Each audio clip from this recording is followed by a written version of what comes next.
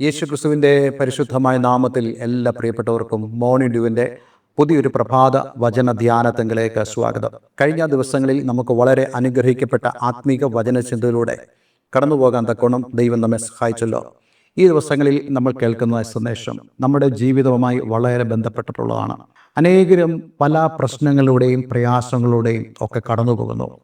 പലരും പറയുന്നൊരു കാര്യമാണ്, ഞാൻ ദൈവത്തെ വിളിക്കുന്നുണ്ട്, ഞാൻ പ്രാർത്ഥിക്കുന്നുണ്ട്, പക്ഷേ എൻ്റെ ജീവിതത്തിൽ എനിക്കൊന്നും പ്രത്യേകിച്ച് കാണുവാൻ കഴിയുന്നില്ല, എനിക്ക് ജയം പ്രാപിക്കാൻ കഴിയുന്നില്ല, ഞാൻ വളരെ നിരാശയോടുകൂടെയും അതുപോലെ തന്നെ ഉത്കണ്ഠയോടും കൂടെ ആയിരിക്കുന്നു, എനിക്ക് ഒരു ആശ്വാസം തരുവാൻ ആർക്ക് കഴിയും? ഇതൊക്കെ നമ്മൾ ചോദിക്കാറില്ലേ? പക്ഷേ അതിന് നടുവിൽ നമ്മെ ആശ്വസിപ്പിക്കുന്ന ദൈവത്തിൻ്റെ വചനമാണ് ഈ ദിവസങ്ങൾ നമ്മൾ കേൾക്കുന്നത്. ശ്രദ്ധിക്കുക, ഒരിക്കലും യേശുക്രിസ്തു പറഞ്ഞിട്ടില്ല നമ്മുടെ ജീവിതത്തിൽ പ്രയാസങ്ങൾ ഉണ്ടാകത്തില്ല എന്നുള്ളത്. ഒരിക്കലും കർത്താവ് പറഞ്ഞിട്ടില്ല നമ്മുടെ ജീവിതത്തിൽ കഷ്ടതകൾ ഉണ്ടാകയില്ല എന്നുള്ളത്. മറിച്ച് യേശുക്രിസ്തു വളരെ ഉറപ്പോടുകൂടെ പറഞ്ഞൊരു കാര്യം, ലോകത്തിൽ നിങ്ങൾക്ക് കഷ്ടമുണ്ട്, എങ്കിലും ധൈര്യപ്പെടുവീൻ, ഞാൻ ലോകത്തെ ജയിച്ചിരിക്കുന്നു. അപ്പോൾ യേശുക്രിസ്തുവിന് പറയാനുള്ളത് എന്താണ്? നിങ്ങൾ ധൈര്യപ്പെടുവീൻ എന്നുള്ളതാണ്. ആരിൽ ധൈര്യപ്പെടണം? യേശുക്രിസ്തുവിൽ ധൈര്യപ്പെടണം. അതായത് എനിക്ക് യേശുവുണ്ട്, എൻ്റെ എല്ലാ പ്രശ്നങ്ങളുടെ നടുവിൽ എന്നെ സഹായിക്കുവാൻ കർത്താവുണ്ടെന്നുള്ള ആ ഒരു വലിയ വിശ്വാസത്തോടു കൂടെയും ധൈര്യത്തോടും കൂടെയും നമ്മളായിരിക്കണം. ഞാൻ പലപ്പോഴും പറയാറുണ്ട്, നമ്മളുടെയൊക്കെ ചെറുപ്രായങ്ങളിൽ വൈദ്യുതി ഇല്ലാതിരുന്നൊരു കാലം, പലപ്പോഴും മണ്ണെണ്ണ വിളക്കിലും ഒക്കെ നമ്മൾ വെളിച്ചം കണ്ടതായ ഒരു കാലം. അതേപോലെ തന്നെ നമ്മുടെ വീടുകളിലൊക്കെ രാത്രിയിലൊക്കെ വെളിയിൽ ഇറങ്ങണമെങ്കിൽ നമുക്ക് ആരെങ്കിലും ഒരു കൂട്ട് വേണ്ടതായ ഒരു സമയമാണ്. പക്ഷേ ഇന്ന് നമുക്കറിയാം, നമുക്കെല്ലാവർക്കും വാഹനങ്ങളുണ്ട്, അതിൽ നല്ല വെളിച്ചമുണ്ട്, നമുക്ക് വെളിയിലോട്ടൊക്കെ പോകാൻ സാധിക്കും. പക്ഷേ ആ കാലങ്ങളിലൊക്കെ ആളുകൾ വെളിയിലോട്ടൊക്കെ ഇറങ്ങുമ്പോൾ ഒരു കൂട്ട് ആവശ്യമായിരുന്നു. പക്ഷേ നമ്മൾ ആരെയാണ് കൂട്ടിന് വിളിക്കുന്നത്? ഒരു അപരിചിതനായ ഒരു വ്യക്തിയോട് നമ്മൾ പറയുമോ, എന്നോടുകൂടെ ഈ രാത്രിയിൽ പുറത്തിറങ്ങുവാൻ എന്നെ ഒന്ന് സഹായിക്കണം? നമ്മൾ ഒരിക്കലും അങ്ങനെ പറയില്ല. മറിച്ച് നമുക്ക് ഏറ്റവും വിശ്വാസമുള്ളതും നമ്മൾ സ്നേഹിക്കുന്നതുമായ അല്ലെങ്കിൽ നമ്മെ സ്നേഹിക്കുന്നതുമായ ഒരു വ്യക്തിയുമായിട്ടായിരിക്കാം നമ്മൾ ഒരു യാത്രയ്ക്ക് പോകുന്നത്, അതും രാത്രിയിലൊക്കെ നമ്മൾ ഇറങ്ങുന്നത്. നോക്കൂ, അതെന്തുകൊണ്ടാണ് നമുക്കങ്ങനെ ഒരു പ്രേരണയുള്ളത്? കാരണം ആ വ്യക്തിയിൽ ആശ്രയിക്കുന്നത്, ആ വ്യക്തി കൂടെയുള്ളത് നമുക്കൊരു ധൈര്യമാണ്. ഇതേപോലെ തന്നെ ജീവിതത്തിൻ്റെ കഷ്ടതകളുടെ സമയങ്ങളിൽ നമ്മോട് കൂടെ നിൽക്കുവാൻ കഴിവുള്ളതായ ഒരേ ഒരു വ്യക്തിയുള്ളൂ. അത് നമുക്ക് വേണ്ടി സ്വർഗോന്നതിലെ വിട്ട് താണഭൂമിയിലേക്ക് കടന്നു വന്ന, അതെ, നമ്മളുടെ എല്ലാവിധമായ ദുഃഖങ്ങളിലും പ്രയാസങ്ങളിലും വേദനകളിലും സന്തോഷത്തിലും നമ്മോടൊപ്പം സഹതപിക്കുകയും നമ്മെ സഹായിക്കുകയും ചെയ്യുന്നതായ നമ്മുടെ കർത്താവായ യേശുക്രിസ്തു നമ്മോടുകൂടെയുണ്ട്. അതേ യേശുക്രിസ്തു തൻ്റെ ശിഷ്യന്മാരോട് പറഞ്ഞില്ലേ, ലോകാവസാനത്തോളം എല്ലാ നാളും ഞാൻ നിങ്ങളോട് കൂടെയുണ്ട്, എവരി മൊമെൻറ്റ്, എവരി സെക്കൻഡ്സ് ഞാൻ നിന്നോട് കൂടെയുണ്ട് എന്ന് യേശു പറഞ്ഞില്ലേ? അതിനർത്ഥം നമ്മൾ യേശുക്രിസ്തുവിൽ ആശ്രയിക്കുമ്പോൾ, അവനിൽ നാം ധൈര്യപ്പെടുമ്പോൾ, ഇന്ന് നമ്മൾ നേരിടുന്നതായ എല്ലാ പ്രതികൂലത്തിന് നടുവിലും, ഏത് കൂരിരുളാണെങ്കിലും അതിന് നടുവിൽ ഭയമില്ലാതെ നമുക്ക് മുന്നോട്ട് പോകാൻ സാധിക്കും. അതെ, 23-ാം സങ്കീർത്തനത്തിൽ ദാവീദ് പാടുന്നുണ്ടല്ലോ, യഹോവ എൻ്റെ ഇടയനാകുന്നു, എനിക്ക് മുട്ടുണ്ടാകുകയില്ല. കൂരിരുൾ താഴ്വരയിൽ കൂടെ കടന്നാലും ഞാനൊരു അനർത്ഥവും ഭയപ്പെടുന്നില്ല, നീ എന്നോടുകൂടെ ഇരിക്കുന്നല്ലോ, നീ എന്നോടുകൂടെ ഉണ്ടല്ലോ. അങ്ങനെയാണെങ്കിൽ പ്രിയമുള്ളവരെ, നമ്മോടുകൂടെ കർത്താവ് ഉണ്ടെങ്കിൽ നമുക്ക് അവനിൽ ധൈര്യപ്പെടുവാൻ സാധിക്കും. ഏതൊരു കഷ്ടതയുടെ നടുവിലാണെങ്കിൽ പോലും നമുക്ക് ധൈര്യമുണ്ടാകാനിടയായിത്തീരും. ഈ കഴിഞ്ഞ ദിവസങ്ങളിലൊക്കെ നമ്മൾ വായിച്ചതായ വേദഭാഗം, പ്രത്യേകിച്ച് റോമലേഖനം 8-ാം അധ്യായം അതിൻ്റെ 17-ാം വാക്യത്തിൽ നമ്മൾ വായിച്ചു, നമ്മൾ മക്കളാണെങ്കിൽ നമ്മൾ അവകാശികളാകുന്നു. അതേപോലെ തന്നെ ദൈവത്തിൻ്റെ അവകാശികളും ക്രിസ്തുവിന് കൂട്ടവകാശികളും തന്നെ. കർത്താവ് കൂടിയിരിക്കുന്നു എന്നുള്ളത് മാത്രമല്ല നമ്മെ സന്തോഷിപ്പിക്കേണ്ടത്, മറിച്ച് ഞാനും നിങ്ങളും ദൈവത്തിൻ്റെ മക്കളാണ്. എങ്ങനെ നമ്മൾ ദൈവത്തിൻ്റെ മക്കളായി തീർന്നു? അവനെ കൈക്കൊണ്ട് അവൻ്റെ നാമത്തിൽ വിശ്വസിച്ചപ്പോൾ ഞാൻ ദൈവത്തിൻ്റെ മകനായി അല്ലെങ്കിൽ മകളായി തീർന്നു. ഇനി കേവലം അതൊരു സാങ്കേതിക പദം മാത്രമല്ല, മറിച്ച് അത് വളരെയധികം അർത്ഥവത്തായ, അതേ, ആ മക്കൾ എന്ന നിലയിൽ സ്വർഗത്തിലെ സകലതിനും, ദൈവത്തിനുള്ള സകലതിനും, യേശുക്രിസ്തുവിൻ്റെ പിതാവായ ദൈവം കൊടുത്ത സകലത്തിനും ഞാൻ അവകാശിയാകുന്നു എന്നുള്ളതായ ആ ഒരു ആശയമാണ് അവിടെയുള്ളത്. അപ്പോൾ നമ്മൾ അവകാശികളാണ്. അതേപോലെ തന്നെ ദൈവത്തിൻ്റെ അവകാശികളും ക്രിസ്തുവിന് കൂട്ടവകാശികളുമാണ്. അതായത് ക്രിസ്തുവിന് എന്തൊക്കെയുണ്ടോ അതിനെല്ലാം ഞാൻ അവനോടുകൂടെ കൂട്ടവകാശിയാണ്. ഇനി അങ്ങനെയാകുമ്പോൾ നാം അവനോടുകൂടെ തേജസ്കരിക്കപ്പെടേണ്ടതിന് ക്രിസ്തു തേജസ്കരിക്കപ്പെട്ടു. പക്ഷേ നമ്മളും തേജസ്കരിക്കപ്പെടണം. യേശുക്രിസ്തു ദൈവത്തിൻ്റെ മകൻ എന്നവണ്ണം അവൻ തേജസ്കരണം പ്രാപിച്ചെങ്കിൽ എനിക്കും മക്കൾ എന്ന നിലയിൽ, അല്ലെങ്കിൽ അവനോടുകൂടെ ദൈവത്തിൻ്റെ മക്കൾ എന്ന നിലയിൽ എനിക്ക് തേജസ്കരണമുണ്ട്. പക്ഷെ ആ തേജസ്കരണം ഞാൻ പ്രാപിക്കണമെങ്കിൽ ഞാൻ അവനോട് കൂടെ കഷ്ടം അനുഭവിക്കണം. ഇത് പക്ഷെ നമുക്ക് പലർക്കും ഇഷ്ടമല്ല, കഷ്ടം അനുഭവിക്കുന്ന കാര്യം. ഞാൻ എന്തിനാണ് കഷ്ടം അനുഭവിക്കുന്നത്? ചിലർ ചോദിക്കാറുണ്ട്, ഈ ഭൂമിയിൽ അങ്ങനെ കഷ്ടതയുണ്ടോ? കഷ്ടത ഒരു പാപമാണെന്ന് ചിന്തിക്കുന്നവരായ പല ആളുകളുമുണ്ട്. നിങ്ങൾ ജീവിതത്തിൽ മനോവേദനയാലും പല പ്രയാസങ്ങളാലും കടന്നു പോകുന്നതായ സമയങ്ങളുണ്ടെങ്കിൽ ചിലരൊക്കെ പറയാറുണ്ട്, അത് നിങ്ങളുടെ പാപനിമിത്തമാണ്. നോ, അങ്ങനെയല്ല. വിശുദ്ധ വേദോസം പറയുന്നുണ്ട്, നമ്മൾ മക്കളാണെങ്കിൽ, നമ്മൾ അവകാശികളാണെങ്കിൽ നമുക്ക് കഷ്ടതയുണ്ട്. ഞാൻ കഴിഞ്ഞ ദിവസം നിങ്ങളോട് പറഞ്ഞല്ലോ, ക്രിസ്തുവിൻ്റെ കഷ്ടത എന്ന് പറയുന്നത് ഇവിടെ ക്രൂശിലെ കഷ്ടതയെക്കുറിച്ചല്ല. ക്രൂശിലെ കഷ്ടത നമുക്ക് ആർക്കും സഹിക്കാൻ ഒക്കത്തില്ല. അത് നമുക്ക് വേണ്ടി യേശുക്രിസ്തു വഹിച്ചതുകൊണ്ട് നമുക്ക് ക്രൂശിലെ കഷ്ടതയില്ല. മറിച്ച് കർത്താവ് യേശുക്രിസ്തു ഈ ഭൂമിയിലായിരുന്നപ്പോൾ ദൈവരാജ്യ നിമിത്തം താൻ നേരിട്ടതായ എല്ലാ കഷ്ടതയുടെയും ഒരു ഓഹരി നമുക്കുണ്ട് എന്നുള്ളത് വിശുദ്ധ വേദോസം നമ്മളെ പഠിപ്പിക്കുന്നുണ്ട്. ഞാൻ കഴിഞ്ഞ ദിവസം നിങ്ങളോട് പറഞ്ഞല്ലോ, അപ്പോസ്തലൻ പൗലോസ് പറഞ്ഞ കാര്യം, ഞാൻ ക്രിസ്തുവിൻ്റെ കഷ്ടതയിൽ കുറവുള്ളത് എൻ്റെ ശരീരത്തിൽ നിങ്ങൾക്കായി പൂരിപ്പിക്കുന്നു. ദൈവരാജ്യത്തെ പ്രതിയാണ് നമുക്ക് കഷ്ടത ഉണ്ടാകുന്നത്. എന്നാൽ നമ്മൾ അതിൽ പതറിപ്പോകരുത്. എന്തുകൊണ്ടെന്നാൽ ഈ കഷ്ടത എന്തിനു വേണ്ടിയാണ്? തേജസ്കരണത്തിന് വേണ്ടിയാണ്. യേശുക്രിസ്തു തേജസ്കരിക്കപ്പെട്ടതുപോലെ നാമും തേജസ്കരിക്കപ്പെടുമെന്നുള്ളതായ ആ വലിയ സന്തോഷ വാർത്തയാണ് നമുക്കിവിടെ കാണാൻ കഴിയുന്നത്. അപ്പോസ്തലനായ യോഹന്നാൻ തൻ്റെ 1-ാമത്തെ ലേഖനം 3-ാമത്തെ അധ്യായം അതിൻ്റെ 2-ാമത്തെ വാക്യത്തിൽ വളരെ വ്യക്തമായി പറയുന്നുണ്ട്, നാം ഇന്നതാകുമെന്ന് ഇതുവരെയും വെളിപ്പെട്ടിട്ടില്ല. പക്ഷേ അവൻ പ്രത്യക്ഷനാകുമ്പോൾ നാം അവൻ താൻ ഇരിക്കുമ്പോൾ തന്നെ കാണുന്നതാകിയാൽ അവനോട് നമ്മൾ സദൃശന്മാരായി മാറും. അതായത് കർത്താവ് യേശുക്രിസ്തു തേജസ്കരിക്കപ്പെട്ടു. അവനിപ്പോൾ സ്വർഗത്തിൽ പിതാവിൻ്റെ വലതുഭാഗത്ത് തേജസ്കരിക്കപ്പെട്ട അവസ്ഥയിൽ നമുക്ക് കാണുവാൻ സാധിക്കുന്നുണ്ട്. പക്ഷേ നമ്മളാരും തേജസ്കരിക്കപ്പെട്ടിട്ടില്ല. പക്ഷേ തേജസ്കരിക്കപ്പെട്ടില്ല എന്ന് പറയുമ്പോഴും നമ്മളിൽ ആ തേജസ് ദൈവം പകർന്നിട്ടുണ്ട്.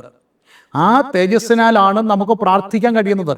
ആ തേജസ്സിനാലാണ് നമുക്ക് ദൈവസാന്നിധ്യം അനുഭവിക്കാൻ കഴിയുന്നത്. പക്ഷേ നമ്മുടെ കണ്ണുകൊണ്ട് നമ്മളിലുള്ള തേജസ്സിനെ നമുക്കിതുവരെ കാണാൻ കഴിഞ്ഞിട്ടില്ല. പക്ഷേ നമുക്കിത് കാണാൻ സാധിക്കുമെന്ന് വിശുദ്ധ വേദോസം പറയുന്നു. എന്തുകൊണ്ടെന്നാൽ നമ്മൾ അവനോട് സദൃശന്മാരായി മാറുമ്പോൾ നമുക്കും ആ അതേ തേജസ്സിൻ്റെ ആ ഒരു ശരീരം നമുക്ക് പ്രാപിക്കാൻ സാധിക്കും. അന്നാണ് നമ്മൾ തിരിച്ചറിയുന്നത് നമ്മളിൽ എത്രത്തോളം തേജസ് ഉണ്ടായിരുന്നു എന്നുള്ളത്. അതുകൊണ്ട് എന്നെ കേൾക്കുന്ന പ്രിയമുള്ളവരെ, നമ്മളെല്ലാം തന്നെ തേജസ്സിനായി വിളിക്കപ്പെട്ടവരാണ്. പക്ഷേ നമുക്ക് ഒട്ടും സഹിക്കാൻ കഴിയാത്തതായ ഒരു കാര്യമാണ് ഇന്നുള്ള കഷ്ടതകൾ. നമ്മൾ പലപ്പോഴും ചിന്തിക്കാറുണ്ട്, ഈ കഷ്ടത എന്നെ കൊണ്ടേ പോകത്തുള്ളൂ, ഈ കഷ്ടത എന്നെ പരാജയപ്പെടുത്തുമോ, ഈ കഷ്ടത ദേശത്ത് എന്നെ ഒരു അപമാന വിഷയമാക്കി മാറ്റുമോ? പക്ഷേ വിശുദ്ധ വേദപുസ്തകത്തിൽ കർത്താവ് യേശുക്രിസ്തു നമുക്ക് കഷ്ടമുണ്ട് എന്നുള്ളത് ഉറപ്പായി പറഞ്ഞതിന് ശേഷം യേശു പറഞ്ഞത്, നമ്മൾ അവനിൽ ധൈര്യപ്പെടണമെന്നല്ലേ. യേശുക്രിസ്തുവിൽ നമ്മൾ ധൈര്യപ്പെടണം. അതെ, യേശുക്രിസ്തുവിൽ നമ്മൾ ധൈര്യപ്പെട്ടാൽ, അതായത് യേശുക്രിസ്തു ഇതുപോലെ തന്നെ കഷ്ടതയിലൂടെ കടന്നുപോയി ജയം പ്രാപിച്ചവനാണ്. അവൻ എനിക്കായി ആ ജയം എൻ്റെ ജീവിതത്തിൽ നടപ്പിലാക്കുമെന്ന് നമുക്ക് വിശ്വസിക്കാൻ കഴിയണം. എന്ന് മാത്രമല്ല, ഞാൻ കഴിഞ്ഞ ദിവസം നിങ്ങളോട് സംസാരിച്ചതുപോലെ നാം ഒറ്റയ്ക്കുള്ള ഒരു ജീവിതമല്ല നമ്മുടെ ക്രിസ്തു ജീവിതം. മറിച്ച് we are partnering with lord Jesus Christ. നമ്മൾ കർത്താവ് യേശു ക്രിസ്തുവിനോട് ചേർന്നുള്ള ഒരു പങ്കാളിത്ത ജീവിതമാണ് നയിക്കുന്നത്. I am in partnership with Jesus.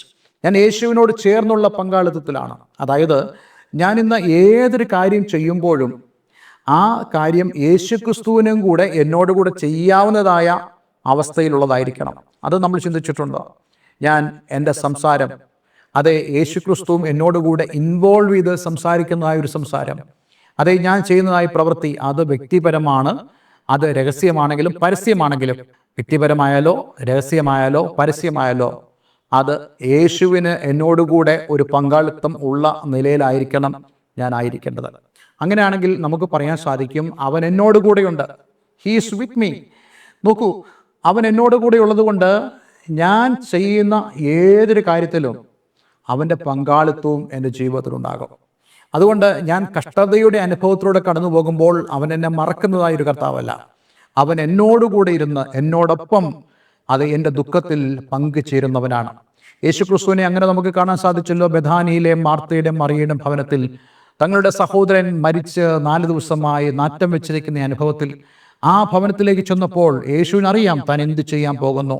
ലാസർ ഉയർത്തെഴുന്നേൽക്കുമെന്ന് യേശുവിനറിയാം. പക്ഷെ എന്നിട്ടും യേശു ആ സഹോദരന്മാരോട് ചേർന്ന് ആ ഭവനത്തിൽ കരയുവാനിടയായി തീർന്നു. അവൻ അവരുടെ ദുഃഖത്തിൽ പങ്കുചേർന്നു. ഞാൻ നിങ്ങളോട് പറയട്ടെ, നീ കടന്നു പോകുന്ന കഷ്ടതയുടെ അനുഭവത്തിൽ യേശുവും ആ കഷ്ടത നിന്നോടുകൂടെ അനുഭവിക്കുന്നുണ്ട്. പക്ഷേ അവിടെ കർത്താവ് നമ്മിലൂടെയാണ് ആ കഷ്ടതകളെ മറികടക്കുവാൻ സഹായിക്കുന്നത്. നമ്മിലൂടെ നമ്മെ കർത്താവ് ബലപ്പെടുത്തും. സാരമില്ല. അതെ, ആ നൈനിലെ വിധവയോട് യേശു പറഞ്ഞില്ലേ, യേശുവിനറിയാം അവളുടെ മകനെ യേശു ഉയർത്തെഴുന്നേൽപ്പിക്കുമെന്ന്. പക്ഷെ എന്നിട്ടും യേശു ആ സ്ത്രീയോട് പറയുന്നു, കരയണ്ട, കരയണ്ട, കരയണ്ട എന്ന് യേശു പറയുന്നതിൻ്റെ പുറകിൽ there is a reason, ഒരു കാരണമുണ്ട്. കർത്താവ് എന്നോട് ഭയപ്പെടേണ്ട എന്ന് പറയുന്നുണ്ടെങ്കിൽ അതിൻ്റെ പുറകിൽ ഒരു കാരണമുണ്ട്.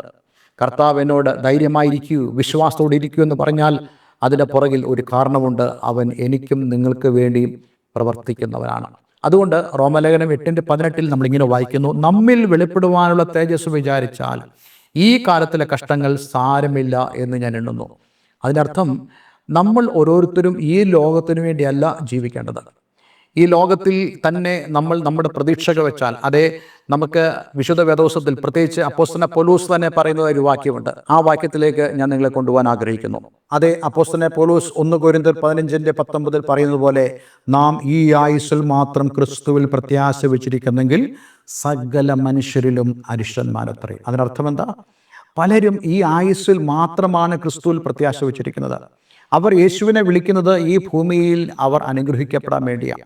അവർ യേശുവിനെ വിളിക്കുന്നത് വലിയൊരു വീട് വയ്ക്കാൻ, കൂടിയ ഒരു വാഹനം മേടിക്കുവാൻ, അയൽവക്കക്കാരേക്കാൾ കൂടുതൽ ആർഭാടത്തോടുകൂടെ ജീവിക്കുവാൻ. എന്നിട്ട് അവർ പറയുന്നു, ക്രിസ്തു ഞങ്ങളെ അനുഗ്രഹിച്ചു. ഇങ്ങനെ പറയുന്ന ധാരാളം പേരുണ്ട്. ഞാൻ നിങ്ങളോട് പറയട്ടെ, പ്രത്യാശയില്ലാതെ, ക്രിസ്തുവിൽ പ്രത്യാശയില്ലാതെ, അതായത് വെളിപ്പെടാനുള്ള നിത്യ തേജസ്സിനെക്കുറിച്ചുള്ള ചിന്തയോ വിചാരങ്ങളോ അതിനെക്കുറിച്ചുള്ള തയ്യാറെടുപ്പോ ഇല്ലാതെ ഈ ഭൂമിയിൽ ക്രിസ്തുവിൻ്റെ പേരിൽ എന്ത് നന്മ അനുഭവിക്കുവാൻ നിങ്ങൾ ആഗ്രഹിച്ചാലും അതുകൊണ്ട് യാതൊരു പ്രയോജനമില്ല. ഇവിടെ വിളിക്കുന്നത് നമ്മൾ സകല മനുഷ്യരിലും, അത് രക്ഷിക്കപ്പെടാത്ത ആൾക്കാരിലും രക്ഷിക്കപ്പെട്ട ആളുകളിലും നമ്മൾ അരിഷ്ടന്മാരാണ്. We are so wretched. നമ്മൾ വളരെയധികം നിർഭാഗ്യന്മാരായ ആളുകളാണ്. നമ്മൾ അനുഗ്രഹിക്കപ്പെടാത്ത ആൾക്കാരാണ്. നമ്മൾ തോൽവിയിലേക്ക് പോകുന്ന ആളുകളാണ്. അതുകൊണ്ട് ഞാൻ നിങ്ങളോട് പറയട്ടെ, ഭൗതികമായ കാര്യത്തെ, ഈ ഭൂമിയിൽ ഭൗതികമായി അനുഗ്രഹിക്കപ്പെടുന്ന ഒരു സന്ദേശമാണോ നിങ്ങൾ കേൾക്കുന്നത്? നിങ്ങൾ സൂക്ഷിക്കണം. മറിച്ച് നിങ്ങൾ കേൾക്കുന്നത് നിത്യതയെക്കുറിച്ചുള്ള കാര്യമാണെങ്കിൽ അതായിരിക്കും ഏറ്റവും വലുത് എന്ന് പറയുന്നത്. നോക്കൂ, അപ്പോസ്തലനായ പൗലോസ് മറ്റൊരു വാക്യത്തിൽ പറയുന്നുണ്ട്, നുടുനേരത്തേക്കുള്ള ഞങ്ങളുടെ ലഘുവായ കഷ്ടം അത്യന്തമനവധിയായ നിത്യ തേജസ്സിന് കാരണമായി തീരുന്നു. അതിൻ്റെ അർത്ഥം എന്താ? ഈ ഭൂമിയിൽ ഞങ്ങൾ നൊടിനേരം മാത്രമേ ഉള്ളൂ, അല്പസമയം മാത്രമേ ഉള്ളൂ. അതായത് നിത്യതയിൽ നമുക്ക് ലഭിക്കാൻ പോകുന്നത് കോടാനുകോടി വർഷങ്ങളാണ്. എണ്ണമില്ലാത്ത വർഷങ്ങൾ നമ്മൾ നിത്യതയിൽ കർത്താവായ യേശുക്രിസ്തുവിനോടൊപ്പമായിരിക്കും. അതുമായി നമ്മൾ കമ്പയർ ചെയ്യുമ്പോൾ നമ്മൾ എന്താണ് വിചാരിക്കുന്നത്? ഈ ഭൂമിയിലുള്ള 60 അല്ലെങ്കിൽ 70 അല്ലെങ്കിൽ 80 100 ഈ വയസ്സുകളൊക്കെ നൊടിനേരത്തേക്കുള്ളതാണ്.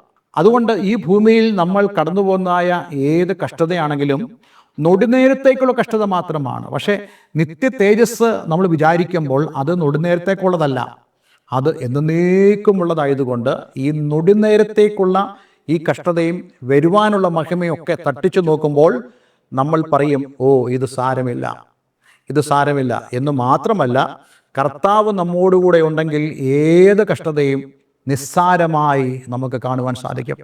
എന്ന് മാത്രമല്ല, ആ കഷ്ടതയുടെ നടുവിൽ വെളിപ്പെടാനുള്ള ആ മഹത്വമായിരിക്കും നിങ്ങൾ ചിന്തിക്കുന്നത്. ഞാൻ നിങ്ങളോട് പറയട്ടെ, നിങ്ങളുടെ ജീവിതത്തിൽ ഇന്നുള്ള പ്രയാസങ്ങളെ കണ്ടുകൊണ്ട് നിങ്ങൾ വിഷമിച്ചിരിക്കേണ്ട, ഉത്കണ്ഠപ്പെട്ടിരിക്കേണ്ട. മറിച്ച് ദൈവം നിങ്ങൾക്ക് വേണ്ടി ഈ ഭൂമിയിലാകട്ടെ വരുവാനുള്ള ലോകത്തിലാകട്ടെ ദൈവം നിങ്ങൾക്ക് വേണ്ടി ചെയ്യാൻ പോകുന്നതായ ആ മഹത്വം, ആ തേജസ്സിനെ കുറിച്ച് വിശ്വസിക്കുവാനും അതിൽ സന്തോഷിക്കുവാനും നമുക്ക് സാധിക്കണം. യേശുക്രിസ്തു തൻ്റെ ക്രൂശുമരണവുമായി ബന്ധപ്പെട്ട ഒരു കാര്യമാണെങ്കിലും യോഹന്നന്റെ സുവിശേഷം 16-ാം അധ്യായം അതിൻ്റെ 21-ാമത്തെ വാക്യത്തിൽ ഇങ്ങനെ പറയുന്നുണ്ട്, സ്ത്രീ പ്രസവിക്കുമ്പോൾ തൻ്റെ നാഴിക വന്നതുകൊണ്ട് അവൾക്ക് ദുഃഖമുണ്ട്. കുഞ്ഞിനെ പ്രസവിച്ച ശേഷമോ ഒരു മനുഷ്യൻ ലോകത്തിലേക്ക് പിറന്നിരിക്കുന്ന സന്തോഷ നിമിത്തം അവൾ തൻ്റെ കഷ്ടം പിന്നെ ഓർക്കുന്നില്ല. ഞാൻ നേരത്തെ പറഞ്ഞതുപോലെ ക്രൂശീകരണത്തിലെ വിഷയം സംബന്ധിച്ചാണ് യേശുക്രിസ്തു പറഞ്ഞതെങ്കിലും നിത്യതയുടെ ബന്ധത്തിൽ നമ്മൾ ചിന്തിക്കുമ്പോൾ നമുക്ക് ഇവിടെ ഒരു സന്ദേശമുണ്ട്. നമുക്കറിയാം, ലോകത്തിൽ ഏറ്റവും അധികം വേദനയുള്ളതായ ഒരു അനുഭവം എന്ന് പറയുന്നത് ഒരു സ്ത്രീക്കുണ്ടാകുന്ന പ്രസവ വേദനയാണ്. പക്ഷെ ഞാൻ ഇന്നു വരെയും ഒരു സ്ത്രീയും തൻ്റെ മക്കളെ കണ്ട ശേഷം ആ പ്രസവ വേദനയെക്കുറിച്ച് വർണ്ണിക്കുന്നതായിട്ടോ അതിൻ്റെ ആ വേദനയുടെ ഗാംഭീര്യത്തെക്കുറിച്ച് സംസാരിക്കുന്നതായിട്ടോ ഞാൻ കണ്ടിട്ടില്ല. അതിൻ്റെ ഭീകരതയെക്കുറിച്ച് പറയുന്നതായിട്ട് ഞാൻ കേട്ടിട്ട് പോലുമില്ല. കാരണം ഒരു കുഞ്ഞിനെ അവൾ കണ്ടപ്പോൾ അവൾ പിന്നീട് ആ വേദനയെക്കുറിച്ച് ഓർക്കുന്നു പോലുമില്ല. അവൾക്കറിയാം, ഞാൻ വേദനയിലൂടെ കടന്നുപോയി, പക്ഷേ ലഭിച്ചതായ ആ സന്തോഷം കണ്ടപ്പോൾ അവൾ പറയുന്നു, എനിക്ക് ആ വേദന ഒന്നുമല്ല. ഇതുപോലെ തന്നെയാണ് കഷ്ടത എന്നുള്ള വിഷയത്തെ നമ്മൾ കാണുമ്പോൾ, വരുവാനുള്ള മഹത്വത്തെ നോക്കുമ്പോൾ ഈ കഷ്ടത സാരമില്ല എന്ന് എണ്ണുവാൻ നമുക്ക് സാധിക്കും. നോക്കൂ, നമ്മുടെ മുമ്പിൽ കഷ്ടങ്ങളെ സാരമില്ലെന്നെണ്ണുവാനും അതുപോലെ തന്നെ കഷ്ടങ്ങളെ കർത്താവ് യേശുക്രിസ്തുവിനോടൊപ്പം അതിജീവിക്കുവാനും കഴിയുന്നതായ ഒരു സാഹചര്യത്തിലാണെങ്കിൽ നമ്മൾ എത്രയോ ഭാഗ്യവാന്മാരാണ്. ഞാൻ ഇന്ന് നിങ്ങളോട് പറയട്ടെ, നിങ്ങളുടെ ജീവിതത്തിൽ ഇന്ന് നിങ്ങൾ കടന്നു പോകുന്നതായ പ്രശ്നങ്ങൾ, ദുരിതങ്ങൾ, അത് മക്കളിൽ നിന്നാകട്ടെ, നിങ്ങളുടെ കുടുംബത്തിൽ നിന്നാകട്ടെ, നിങ്ങളുടെ ജോലിയിൽ നിന്നാകട്ടെ, അയൽവക്കങ്ങളിൽ നിന്നാകട്ടെ, നിങ്ങളുടെ ശരീരത്തിൽ നിന്നാകട്ടെ, ഏത് മേഖലയിലാണെങ്കിലും നിങ്ങൾ കഷ്ടപ്പെടുന്നെങ്കിലും അതിന് നടുവിൽ നിങ്ങൾക്ക് അതിനെ അതിജീവിപ്പാൻ കഴിയും. എന്തുകൊണ്ടെന്നാൽ നിത്യതയെക്കുറിച്ചുള്ള ആ ഒരു തേജസ്സിൻ്റെ ആ പ്രത്യാശ നമ്മുടെ ഉള്ളിലുള്ളപ്പോൾ, അതേപോലെ തന്നെ നമുക്ക് കർത്താവ് യേശുക്രിസ്തുവിൽ ധൈര്യപ്പെടുവാൻ കഴിയുമ്പോൾ അതിന് ദൈവം നമ്മെ സഹായിക്കട്ടെ. ഞാൻ പൂർണ്ണമായും വിശ്വസിക്കുന്നു ഈ വചനത്തിലൂടെ ദൈവത്തിന് ആത്മാവ് നിങ്ങളോട് സംസാരിച്ചു. ഈ വചനം കേൾക്കുമ്പോൾ നിങ്ങൾ ഈ വചനം കേട്ട് നിങ്ങൾ വിശ്വസിക്കണം, നിങ്ങൾ അതുപോലെ ചെയ്യണം. അതായത് കർത്താവിൽ നിങ്ങൾക്ക് സന്തോഷിപ്പാനും വരുവാനുള്ള ആ മഹിമയോർത്ത് നിങ്ങൾക്ക് സന്തോഷിപ്പാനും ദൈവം നിങ്ങളെ സഹായിക്കണം. അതിനുവേണ്ടി ആഗ്രഹിക്കണം, അതിനുവേണ്ടി പ്രവർത്തിക്കണം, അതിനുവേണ്ടി ഉത്സാഹിക്കണം. അങ്ങനെയാണെങ്കിൽ പറയട്ടെ, ഇന്ന് കടന്നു പോകുന്നതായ എല്ലാ പ്രശ്നങ്ങളുടെ നടുവിലും നിങ്ങൾക്ക് ദൈവത്തിൻ്റെ മഹത്വം കാണുവാൻ സാധിക്കും. അതിനുവേണ്ടി നമുക്ക് നമ്മെ തന്നെ സമർപ്പിക്കാം. ഒരു വാക്ക് പ്രാർത്ഥിക്കാം. സ്വർഗീയ പിതാവേ, ഇന്ന് ഞങ്ങളെ കേൾപ്പിച്ച വളരെ മനോഹരമായ സന്ദേശത്തിനായി സ്തോത്രം. ഈ വചനം കേട്ട ഏവരെയും ഞാൻ യേശുവിൻ്റെ നാമത്തിൽ അനുഗ്രഹിക്കുന്നു. കർത്താവെ, ജീവിതത്തിൽ വളരെ പ്രതിസന്ധികളിലൂടെ കടന്നു പോകുന്ന, കഷ്ടതയിലൂടെ കടന്നു പോകുന്ന അനേക ആളുകൾ എന്നെ കേൾക്കുന്നുണ്ടല്ലോ. അവരുടെ എല്ലാം ജീവിതം ഈ ദിവസങ്ങളിൽ രൂപാന്തരപ്പെടുവാൻ ഇടയായി തീരണമെന്ന് പ്രാർത്ഥിക്കുന്നു. കർത്താവെ, കഷ്ടതയുടെ അനുഭവത്തിൻ്റെ ആ ഒരു ഭീകരത നിമിത്തം വളരെ നിരാശയോടുകൂടി പ്രാർത്ഥിക്കാൻ പോലും കഴിയാത്ത അവസ്ഥയിലൂടെ കടന്നു പോകുന്ന അനേകർ എന്നെ കേൾക്കുന്നവരുണ്ട്. അതേപോലെ തന്നെ ജീവിതത്തിൽ യേശുവോടൊപ്പമുള്ള ഒരു തീരുമാനമെടുക്കാൻ കഴിയാതിരിക്കുന്നവരായ ആളുകളുണ്ട്. അവരുടെ എല്ലാം ഇന്ന് അങ്ങ് ഇടപെടുമാറാകണമെന്ന് പ്രാർത്ഥിക്കുന്നു. കർത്താവെ, ഈ വചനം കേൾക്കുന്നതിലും തടയുന്ന എല്ലാ അന്ധകാര ശക്തികളിൽ നിന്നും ആളുകളെ വിടുവിക്കണമെന്ന് പ്രാർത്ഥിക്കുന്നു. അങ്ങ് ഞങ്ങളുടെ പ്രാർത്ഥന ശ്രദ്ധിച്ചു കേട്ടതിനാ നന്ദി. യേശു ക്രിസ്തുവിൻ നാമത്തിൽ തന്നെ ആമേൻ, ആമേൻ. ഇന്നത്തെ വേദവചനം നിങ്ങളുടെ ജീവിതത്തിൽ വളരെ അനുഗ്രഹപ്രദമായി തീർന്നു എന്ന് ഞാൻ വിശ്വസിക്കുന്നു. ദയവായി ഈ സ്ക്രീനിൽ കാണുന്ന ഫോൺ നമ്പറുകളിൽ ഞങ്ങളെ വിളിക്കുക. നിങ്ങൾക്ക് ഈ ശുശ്രൂഷ എത്രത്തോളം അനുഗ്രഹമായിരിക്കുന്നു എന്നറിയുവാൻ എനിക്ക് വളരെ ആഗ്രഹമുണ്ട്. നിങ്ങൾക്ക് വേണ്ടി പ്രാർത്ഥിപ്പാൻ ആഗ്രഹമുണ്ട്. അതുപോലെ നിങ്ങൾക്ക് ആത്മീയമായിട്ടുള്ള കൂട്ടായ്മയ്ക്ക് താല്പര്യമുണ്ടെങ്കിൽ അതിന് ഞങ്ങളെ വിളിക്കാവുന്നതാണ്. നിങ്ങളുടെ പ്രാർത്ഥനാ വിഷയങ്ങളെ ഞങ്ങളെ അറിയിക്കാം. എല്ലാവരും ദൈവം അനുഗ്രഹിക്കട്ടെ. Have A nice day. God bless you all.